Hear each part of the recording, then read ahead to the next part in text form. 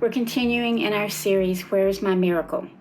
And oh my goodness, there are so many sicknesses that can show up in our lives at any time. And so today it's just the general term, the sick.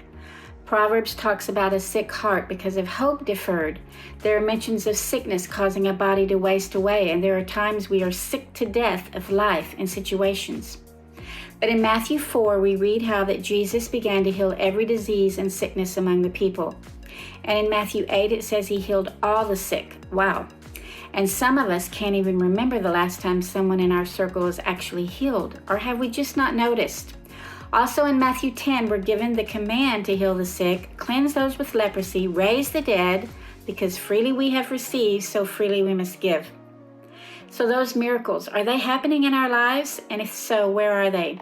In Mark 2, Jesus says something curious. He says he's not come to call the righteous but sinners, not the healthy but the sick, because sin makes us sick, and sin has created a sick world. Therefore, we need miracles of healing.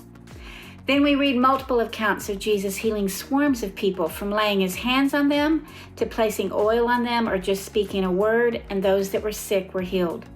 Crowds followed Jesus just because he healed the sick.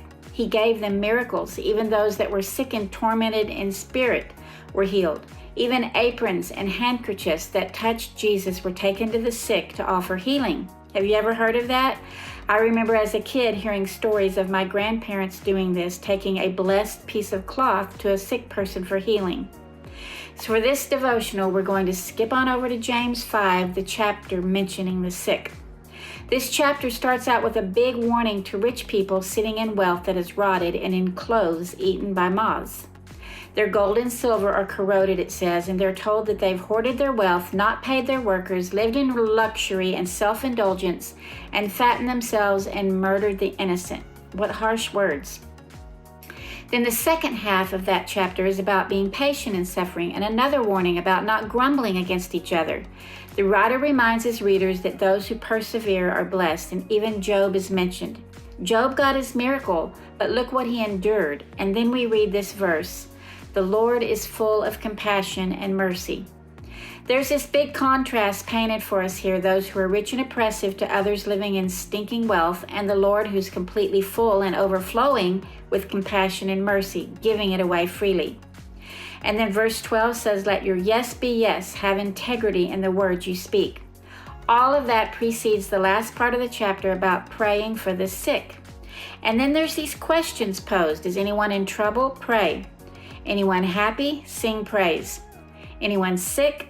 Ask the church elders to pray. And prayer offered in faith will make the sick person well. The Lord will raise them up. And if they've sinned, their sins will be forgiven.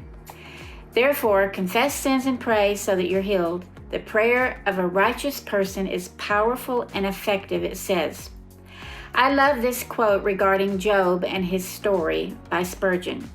Whatever Satan's end might be in tempting the patriarch, God had an end which covered and compassed that of the destroyer. And that end was answered all along the line, from the first loss which happened among the oxen to the last taunt of his three accusers. I love that. And the last of the chapter reminds us of Elijah, the guy in the Old Testament that prayed earnestly for rain to hold off, and it didn't rain for 3.5 years. Then he prayed for rain to come, and the earth produced crops. And the final verse in this somewhat mishmash of scripture says, if anyone wanders from the truth and someone brings that person back, they save them from death and cover a multitude of sin. So while we observed and learned in one of the other devos, it wasn't wise and it didn't please Jesus for onlookers at the sick or blind or lame to try to decipher the why of the illness, or who to blame, or why the person wasn't healed, which is what we all do so often. What is important is to pray for this sin-sick world in which we all live. And our job is to bring those that are sick in every way, all of us, to God in prayer.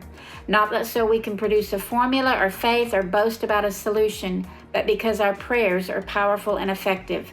My goodness, our prayers can shake the heavens and the cloud and the rain that pours from those clouds. The truth is, Jesus heals. He gets to the root of the matter, whether it's personal sin, sin from those around us, sin present in the stinking world in which we live, or suffering from those that oppress us. You name it, we've all experienced sickness of sorts from the moment we take our first breath.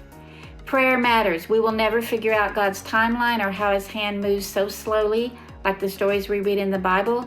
Look at Joseph being in prison for so many years, or Job, like we said, losing it all, including being accused of his friends, and why God allowed Daniel to be thrown in the lion's den, or women to go years without having children. What matters is we must believe that we are to bring each other to Jesus, and don't sit with those that think they're rich and all-knowing, but in reality, they're blind. Don't question or accuse, but pray. Sing praises, confess wrongdoings, and wait and see that Jesus heals every sick person that is brought to him in faith, and God's end to our story is far greater than the end of the tempter, and that's the miracle of faith.